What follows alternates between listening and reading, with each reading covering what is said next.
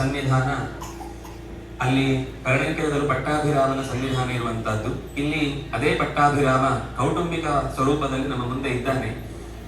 ಭಕ್ತಿ ಯಾತ್ರೆಯ ಒಂದು ನಿರಂತರವಾದ ಪ್ರಯಾಣ ಈ 10 ದಿವಸಗಳಲ್ಲಿ ಆಚಾರ್ಯ ಮಧ್ವರು ಸಂದರ್ಶಿಸಿದ ಮತ್ತು ಅದರ ಹತ್ತಿರದಲ್ಲಿರುವ ಇನ್ನೂ ಅನೇಕ ದಿವ್ಯವಾದ ಕ್ಷೇತ್ರಗಳನ್ನೆಲ್ಲ ನಾವು ಸಾಗಿ ಅಲ್ಲಿಯ ಕ್ಷೇತ್ರ ಸನ್ನಿಧಾನದಿಂದ ಪ್ರಸಾದವನ್ನು ಪಡೆದು ನಮ್ಮ ಕಾರ್ಯಗಳಲ್ಲೆಲ್ಲ ತಮ್ಮ ಸಹಕಾರ ಬೇಕು ಅಂತ ಆಮಂತ್ರಣ ಕೊಟ್ಟು ಆ ದೇವರ ಅನುಗ್ರಹವನ್ನು ಕೂಡ ಪ್ರಾರ್ಥಿಸಿ ಈಗ ಇಲ್ಲಿಯ ತನಕ ಬಂದಿದ್ದೇವೆ. ಇದು ಉಡುಪಿಯ ಕ್ಷೇತ್ರಕ್ಕೆ ಸಂಬಂಧಿಸಿದ 4 ಸ್ಕಂದಾಲಯಗಳಲ್ಲಿ ಒಂದು ಮುಚ್ಚಿಲಕೋಡು ಅಂತ.